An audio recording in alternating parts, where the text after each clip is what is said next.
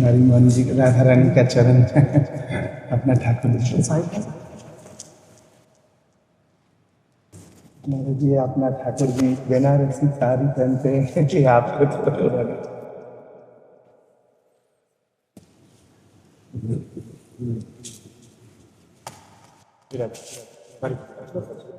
एक चुनरी श्री जी की महाराज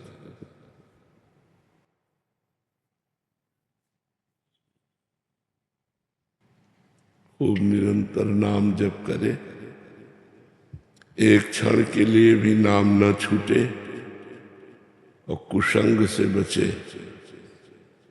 बस साधुता में कुसंग त्याग की बहुत आवश्यकता है। जैसे मोबाइल से भी कुसंग होता है, बाहरी भी कुसंग होता है। तो नौजवान साधकों में दुर्वासना मम सदा परिकर्षयन्ति, दुर्वासना अंदर से खींचती रहती है। तो भगवान तो मिले नहीं, भगवदानंद का अनुभव हुआ नहीं, वर्तमान में प्रगट सुख दिखाई देता है भोगों का, वो बहुत आकर्षण करता है।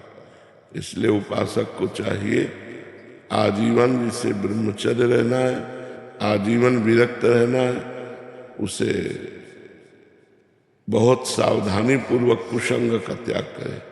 जिनके संग से हमारे अंदर काम की वृत्ति बढ़े, जिनके संग से हमारे अंदर लोभ की वृत्ति बढ़े, जिनके संग से हमारे अंदर ममता की बुद्धि बने, उनका त्याग करना चाहिए।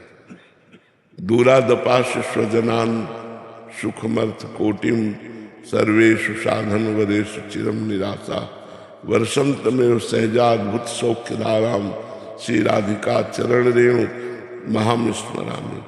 पारिवारिक संबंधों से दूरी बना के रखे यदि विरक्त है तो।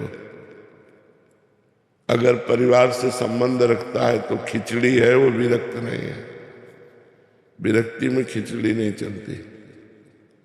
परिवार से भी प्रेम रखता है और भगवान से भी प्रेम करना चाहता है, कदापि नहीं हो सकता विरक्त के लिए। गृहस्थी में तो सिद्धांत दूसरा बदल जाता है। सबकी ममता ताग बटोरी, मम पद मन बांध बटोरी। विरक्त को चाहिए परिवार से एकदम राग रहित। दूसरा, अर्थ के द्वारा प्राप्त होने वाले भोगों का त्याग, सुविधाएं। जितने से काम चल जाए उतने से चलाओ, शरीर नहीं हो। शरीर की सुविधा भोगी ने बने कि बढ़िया मोटा गद्दा, एसी रूम, खान। बोले बड़ी कृपा है। कृपा नहीं, दुर्भाग्य है। कृपा ये है जब रज में लंगोटी लगा के लोटे, रज के पात्र में पाए और रात दिन रो रो करके प्रभु को पुकारे, ये कृपा है। कृपा वैभव थोड़ी होता है। ये वैभव तो वासना की पूर्ति, कोई है वासना पूर्व जन्म की, उसकी पूर्ति के लिए वैभव मिलता है।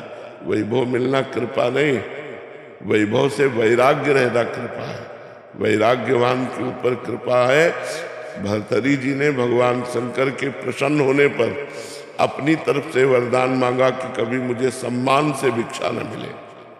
श्रीपाद प्रबोधानंद जी ने लिखा, सम्मानम कलयाति घोर गर्लम नीचापमानम सुधा, श्री राधा मुरली धरो भज सखे वृंदावन माते।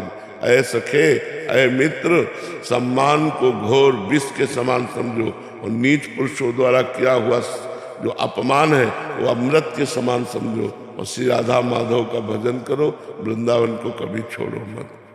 तो ये बातें जो शास्त्र सिद्धांत है, उसमें हम जहाँ चूक करते हैं वही माया क्षमा कर देती है। हमें चाहिए कि हम भूल करके भी कभी कंचन कामिनी के राग को स्वीकार न करें, नहीं तो भारी कलंक लग जाएगा, निकल पाना मुश्किल हो जाएगा, माया गिरा कर रौंद देगी।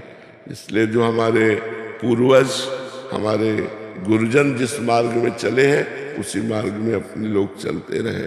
वैराग्यवान, रूखा सूखा खा के और खूब निरंतर नाम जप। कुछ नियम नाम जप का ले लें, कितने लाख इतने हजार हमारी संख्या पूरी होने पर हमने देखा है बुजुर्ग संतों को कि सुबह 4 बजे से बैठ गए 1 बजे तक केवल नाम संख्या पूरी करते हैं। नाम संख्या पूरी करके फिर अपनी दिनचर्या, फिर भगवत कथा वार्ता। तो हमें बहुत सावधान रहना। नवयुवक साधु बहुत सावधान रहे, जिससे कहीं माया इसे कुछ कृपा न समझ ले कि बढ़िया खाने को मिलता है और जो हम मन करते हैं वो हमें भोग मिलता है, इसे कृपा न समझ ले, इसे दुर्भाग्य समझे। कृपा पात्र वो है जिसको ठोकरें मिलती है, असुविधा मिलती है, लेकिन हर समय भगवान का मधुर मधुर स्मरण चलता है। वो जानबूझ करके महापुरुषों ने कष्ट सहा है, जानबूझकर सुख सुविधाएं छोड़ी है, जानबूझकर मान सम्मान का त्याग किया है, तब वो भगवान के लाड़िले बने हैं। आज अपने लोग थोड़ा भूल में हो जाते हैं कि रुपया पैसा घोड़ा गाड़ी मकान नाना प्रकार की सुविधाएं, तो समझते हैं हमारे ऊपर भगवान की कृपा है। नहीं, कृपा पात्र वही है जो वैराग्यवान है और भगवान के अनुराग के मार्ग में चल रहा है। भगवत प्राप्ति का लक्ष्य है।